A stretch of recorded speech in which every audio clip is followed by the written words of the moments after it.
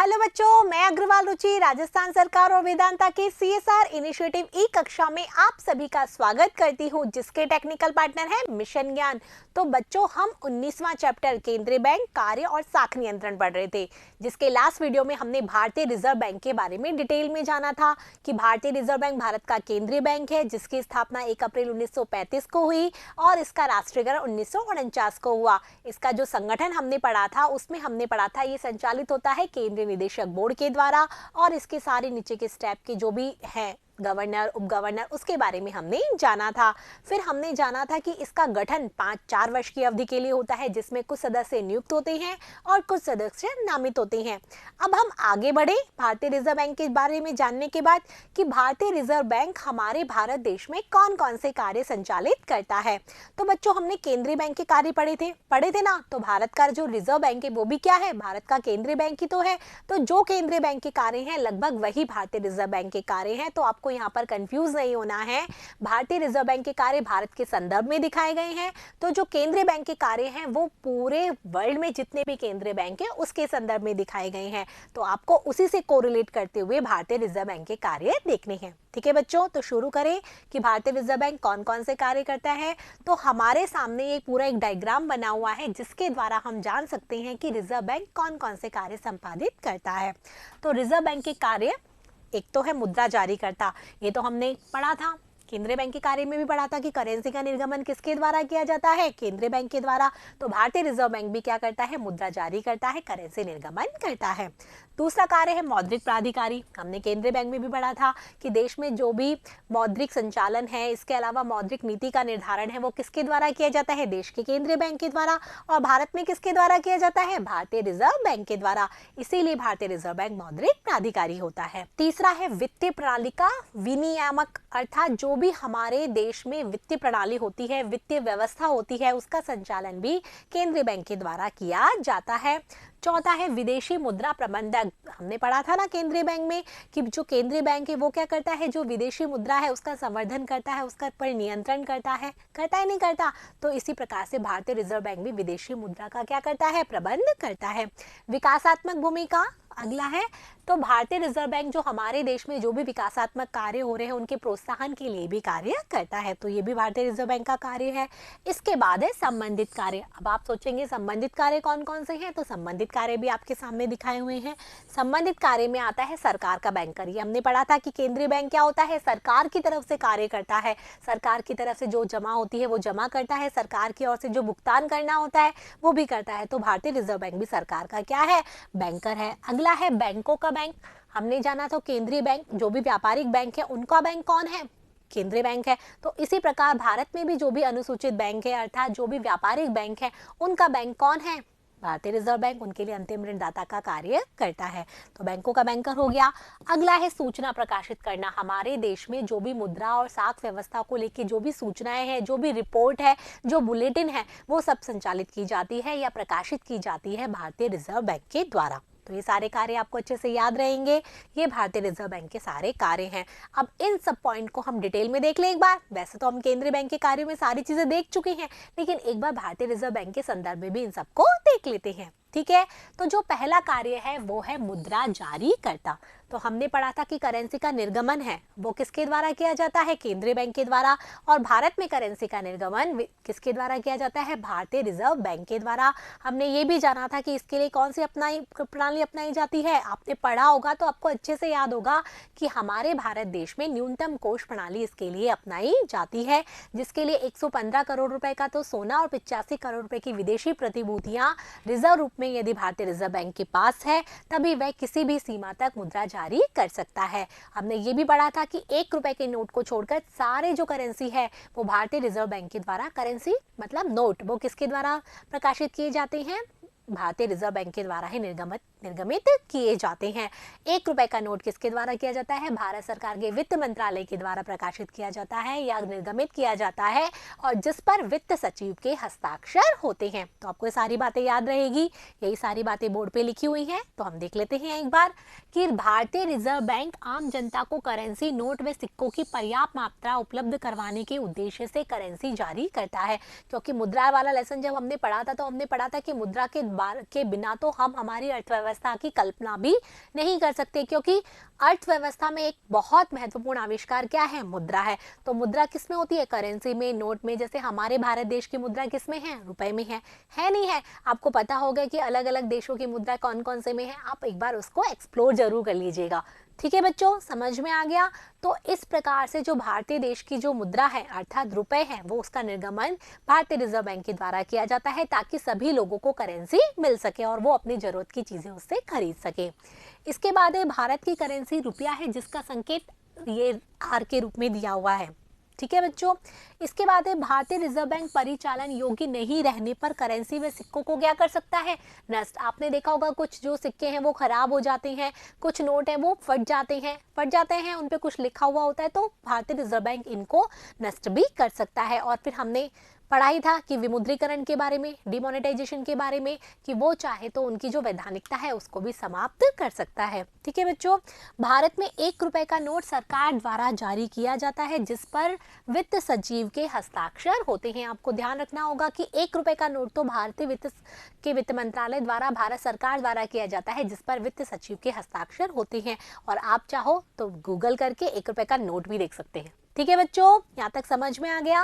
Currency का निर्गमन किसके द्वारा किया जाता है? भारतीय रिजर्व बैंक के द्वारा। ये इसका पहला कार्य हो गया। दूसरा कार्य है मौद्रिक प्राधिकारी। तो हमारे देश की अर्थव्यवस्था किससे चलती है? देश की मौद्रिक नीति, जो कि किसके द्वारा बनाई जाती है? भारतीय रिजर्व बैंक के द्वारा बनाई जाती है, जिसके द्वारा देश में मुद्रा और साख पर नियंत्रण किया जाता है। तो भारतीय रिजर्व बैंक देश की अर्थव्यवस्था के लिए मौद्रिक नीति तैयार करता है, उसका कार्यान्वयन और निगरानी भी करता है। केवल मौद्रिक नीति तैयार करने से मतलब नहीं है, बल्कि उसकी निगरानी रखना कि वो उस तरीके से बिल्कुल इम्प्लाइड हो रही नहीं हो रही, उसका कार्यान्वयन करने का काम भी किसका है? भारतीय रिजर्व बैंक का है। ठीक है, केंद्रीय बैंक का वही कार्य होता है, तो भारतीय रिजर्व बैंक भी मौद्रिक नीति तैयार करने का कार्य करता है, जिसके द्वारा वो मुद्रा और साख पर नियंत्रण करता है। और भारतीय रिजर्व बैंक की मौद्रिक नीति क्या है, उसके बारे में हम नेक्स्ट वीडियो में जानेंगे। ठीक है बच्चों, मौद्रिक नीति का मुख्य उद्देश्य क्या है? मूल्य स्थिरता बनाए रखना, उत्पादक क्षेत्र को पर्याप्त ऋण उपलब्ध करवाना होता है। तो हमने ये भी पढ़ा था कि जब हमने चयनात्मक साख नियंत्रण पढ़ा था, तो इसका उद्देश्य क्या होता है कि अनुत्पादक क्षेत्रों से उत्पादक क्षेत्रों में ऋण जाए। तो जो देश की मौद्रिक नीति है उसका लक्ष्य भी होता है कि अनुत्पादक जो क्षेत्र हैं वहां पर ऋण नहीं दिए जाए, क्योंकि उनसे देश को लाभ नहीं होगा, देश की जीडीपी नहीं बढ़ेगी। जीडीपी कहाँ बढ़ेगी? जब उत्पादक क्षेत्रों में अधिक उत्पादन होगा। तो ये जो चीज है उसको कौन इंश्योर करता है? भारतीय रिजर्व बैंक ही करता है कि उत्पादक क्षेत्रों से ऋण हो, देश में मूल्य स्थिरता बनी रहे, ना तो मुद्रास्फीति की स्थिति हो ना अवस्फीति थी, देश में क्या हो? मूल्य स्थिरता की, इसके साथ क्या हो? विकास होता जाए। तो ये सब इंश्योर करता है भारतीय रिजर्व बैंक, इसीलिए भारतीय रिजर्व बैंक देश का मौद्रिक प्राधिकारी होता है। ये इसका दूसरा कार्य हो गया। अगला कार्य देख लेते हैं हम। अगला कार्य है वित्तीय प्रणाली का विनियामक, कि वित्तीय प्रणाली, देश में जो भी वित्त व्यवस्था है उसका संचालन किसके द्वारा किया जाता है? देश के केंद्रीय बैंक के द्वारा किया जाता है। मौद्रिक नीति तैयार करता है, तो ये सारे कार्य भी कौन करेगा? देश का केंद्रीय बैंक ही करेगा ना। रिजर्व बैंक का मुख्य उद्देश्य क्या है? बैंकिंग प्रणाली में लोगों का विश्वास बनाए रखना व जमाकर्ता के हितों की रक्षा करना है।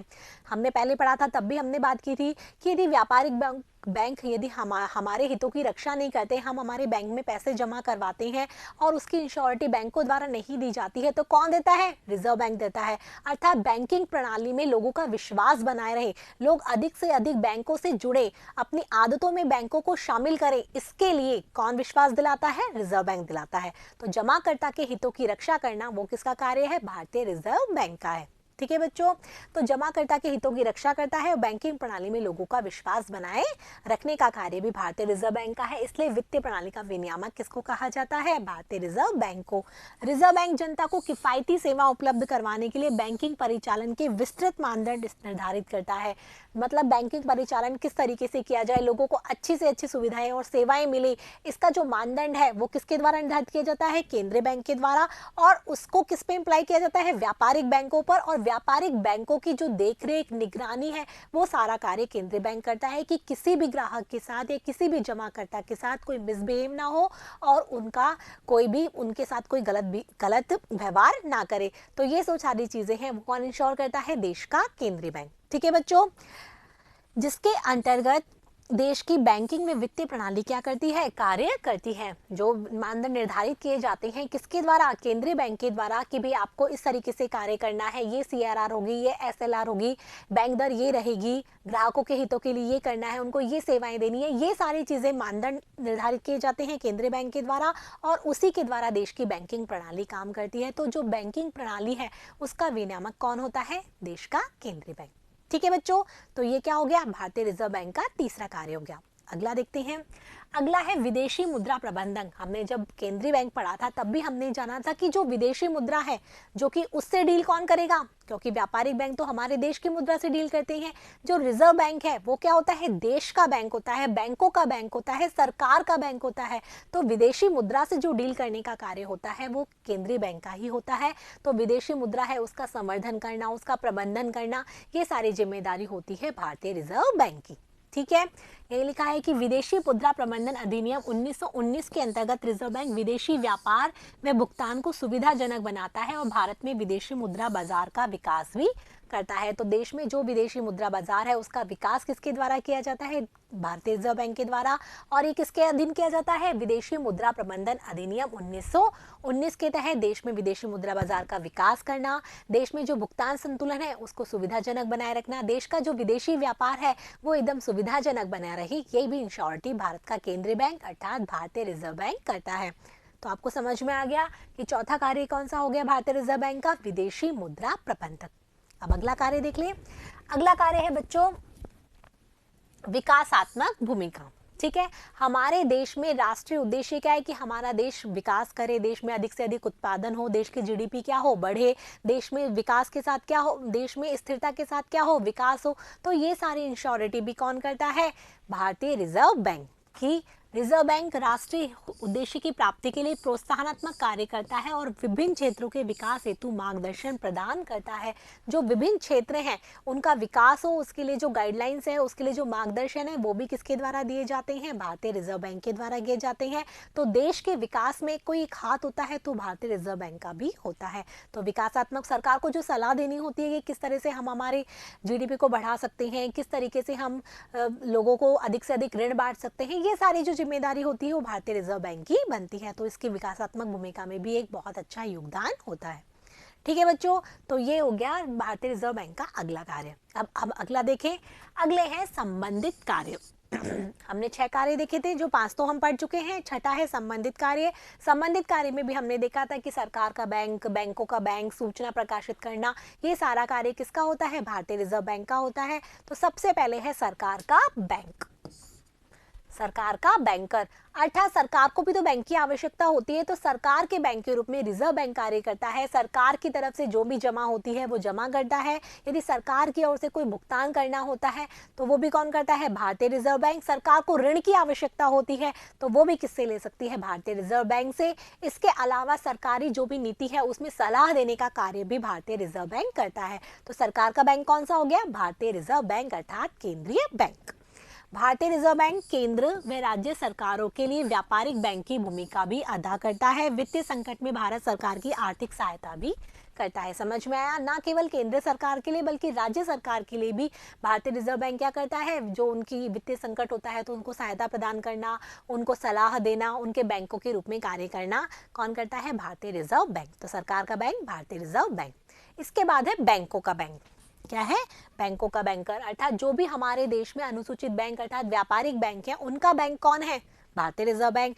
यदि उनको कहीं से भी कोई सहारा नहीं दिखता, यदि उनकी स्थिति खराब हो जाती है, उनको वित्त की आवश्यकता होती है, तो उनका अंतिम ऋणदाता भी कौन होता है, भारतीय रिजर्व बैंक। तो वो क्या है, बैंकों का बैंक भी है। भारतीय रिजर्व बैंक सभी अनुसूचित बैंकों के बैंक खाते को नियमित करता है, सभी अधीनस्थ बैंकों के लिए अंतिम ऋणदाता के रूप में भी कार्य करता है। हमने पढ़ा था ना कि जो भी व्यापारिक बैंक है उनका जो खाता है वो कहाँ पर होता है, केंद्रीय बैंक में होता है ना, फिर वहां से वो क्षमा शोधन हो जाता है, पढ़ा था नहीं पढ़ा था जब हमने केंद्रीय बैंक के कार्य पढ़े थे। तो इसी तरीके से जो समाशोधन का कार्य है या उनके खातों को नियमित करने का कार्य है, उनको ऋणदाता के रूप में ऋण देना, किसको, व्यापारिक बैंकों को, ये सारा कार्य भारतीय रिजर्व बैंक का ही होता है। इसीलिए बैंकों का बैंकर भी कौन है, भारतीय रिजर्व बैंक। ये इसका संबंधित कार्य अगला हो गया। अगला जो कार्य है संबंधित वो है सूचना प्रकाशित करना। देश में क्या मुद्रा की व्यवस्था है, क्या मौद्रिक नीति है, क्या साख व्यवस्था है, हम कौन सी स्टेज पे चल रहे हैं, हमारे देश में कितनी मुद्रास्फीति है या कितनी विकास दर है, ये सारे आंकड़े सबको जानने बहुत जरूरी होते हैं। भाई जरूरी तो हमें पता तो चले कि देश की आर्थिक स्थिति क्या है। तो देश की आर्थिक स्थिति संबंधित जो भी सूचना है वो भारतीय रिजर्व बैंक प्रकाशित करता है। इसके लिए वो कई तरीके के बुलेटिन या समाचार पत्र पत्रिकाएं जारी करता है। कुछ तो इसमें होती है मासिक प्रकाशन और कुछ होते हैं इसमें वार्षिक प्रकाशन। ठीक है बच्चों, तो सूचना प्रकाशित करना में देख लेते हैं कि रिजर्व बैंक मुद्रा साख में देश की आर्थिक स्थिति के बारे में विश्वसनीय जानकारी प्रकाशित करता है। कहीं और से जो जानकारी प्राप्त होती है वो गलत हो सकती है, लेकिन भारतीय रिजर्व बैंक की जो जानकारी होती है वो विश्वसनीय होती है, क्योंकि उसको पूरे देश की आर्थिक स्थिति का अच्छे से पता होता है। ठीक है।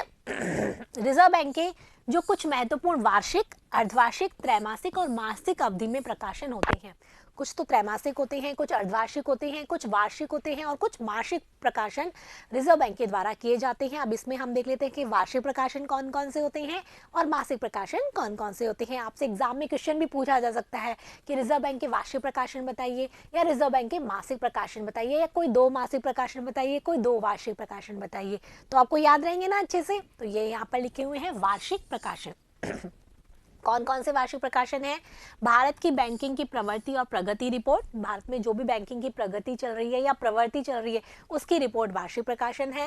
करेंसी और वित्त पर रिपोर्ट, भारतीय अर्थव्यवस्था पर सांख्यिकी की हस्तपुस्तिका, ये है भारतीय रिजर्व बैंक के कौन से प्रकाशन, वार्षिक प्रकाशन। अब हम देख लेते हैं मासिक प्रकाशन कौन से हैं। तो मासिक में आती है भारतीय रिजर्व बैंक की एक बुलेटिन आती है जो कि हर महीने संचालित होती है। हर महीने इसको क्या किया जाता है, प्रकाशित करवाया जाता है। Monetary and credit information review की भाई क्या मॉनेट और क्रेडिट इंफॉर्मेशन चल रही है उसका रिव्यू भी क्या होता है, मासिक प्रकाशन में आता है। तो भारतीय रिजर्व बैंक की वार्षिक प्रकाशन और मासिक प्रकाशन ये होती है सूचनाएं प्रकाशित करना, किसके द्वारा, भारतीय रिजर्व बैंक के द्वारा। तो अभी आपने भारतीय रिजर्व बैंक के जो कार्य पढ़े उसको आपको कंपैरिजन किससे करना है, केंद्रीय बैंक के कार्यों से। तो आपने देखा होगा कि बहुत सारे कार्य वही हैं जो कि भारतीय रिजर्व बैंक के हैं और वो केंद्रीय बैंक के भी हैं। तो आपको यहाँ पर कोई कंफ्यूजन नहीं होना। हमने यहाँ देख लिया भारतीय रिजर्व बैंक के कौन कौन से कार्य हैं। देश का बैंक है, वो सरकार का बैंक है, बैंकों का बैंक है, सूचनाएं प्रकाशित करता है, ये तो संबंधित कार्य हो गए। करेंसी का निर्गमन है, वित्तीय प्रणाली का विनियामक है, मौद्रिक प्राधिकारी है। पढ़ा नहीं पढ़ा, हमने ये जो सारी चीजें पढ़ी वो है केंद्रीय बैंक क्या, भारतीय रिजर्व बैंक के कार्यों के बारे में। और केंद्रीय बैंक के कार्यों से आप इसको आराम से मैच करके देख सकते हो, क्योंकि हम केंद्रीय बैंक के कार्य भी सेकंड वीडियो में पढ़ चुके हैं। तो आपको यहाँ कोई कंफ्यूज नहीं होना बच्चों, आपको इसको इसी तरीके से पढ़ना है, केंद्रीय बैंक के कार्य केंद्रीय बैंक की तरह, भारतीय रिजर्व बैंक के कार्य भारतीय रिजर्व बैंक के कार्य की तरह। समझ में आ गया बच्चों। अब हम आगे के लिए क्या पढ़ेंगे, आगे के लिए हम जानेंगे कि भारतीय रिजर्व बैंक की क्या मौद्रिक नीति है। हमने पढ़ा ना कि भारतीय रिजर्व बैंक क्या है, मौद्रिक प्राधिकारी होता है जो कि मुद्रा व साख नियंत्रण करने के लिए मौद्रिक नीति अपनाता है। हमने जो केंद्रीय बैंक है उसके बारे में पढ़ा था, साख नियंत्रण की नीति पढ़ा था ना। तो भारतीय रिजर्व बैंक की क्या इसमें मौद्रिक नीति होती है उसके बारे में हम जानेंगे नेक्स्ट वीडियो में। वो भी लगभग वही है जो कि हमने केंद्रीय बैंक की पढ़ी थी, बस यहाँ पर थोड़ा सा डिफ्रेंशिएशन किया गया है जिसको आपको अच्छे से ध्यान रखना है, समझना है, अपनी कॉपी में नोट भी करना है। ठीक है बच्चों, तो मिलते हैं हम नेक्स्ट वीडियो में। तब तक के लिए मेरे साथ बने रहिए, पढ़ते रहिए, बढ़ते रहिए। Thank you.